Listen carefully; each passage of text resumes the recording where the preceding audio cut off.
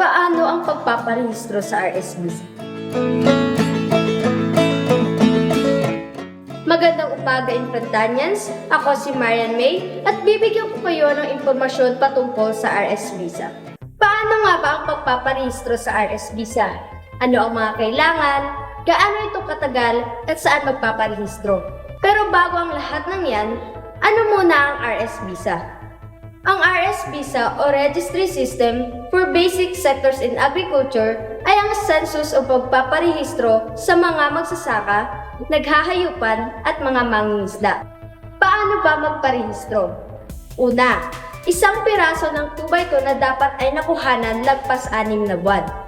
Pangalawa, isang photocopy ng inyong pong valid ID tulad ng mga sumusunod: birth certificate, PhilID, National ID o ePhilID, passport, driver's license, e-card o UMID, SSS ID, PRC ID, IBP ID, NBI clearance, voters ID, TIN ID, Pag-ibig ID, senior citizen ID, solo parent ID, 4-piece ID, postal ID, PhilHealth ID, city, municipal or barangay ID, employees or school ID.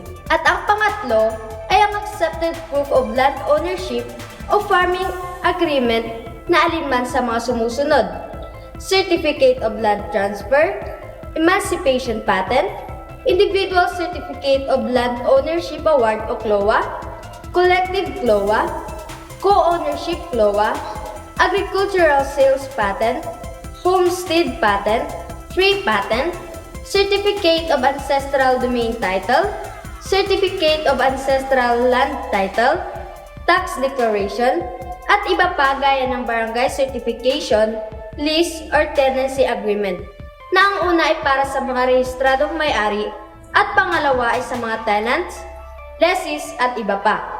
Kapag nakompleto na ang mga gawain kinakailangan, narito naman ang mga hakbang na gagawin. Una, kumuha ng RS Visa Enrollment Form sa Municipal Agriculture Office at sagutan ang mga kailangan na impormasyon sa form. Pangalawa, ilagay o isama sa form ang supporting documents gaya ng proof of identity at proof of declared area. Pangatlo, papermahan kay barangay captain at ipasa sa Municipal Agriculture Office upang ma-check ang mga impormasyon bago permahan ni Municipal Agricultural and Fishery Council Chairman at Municipal Agriculturist para magawan ito ng transaction code. Paalala, ang prosesong ito ay aabot ng 5 araw.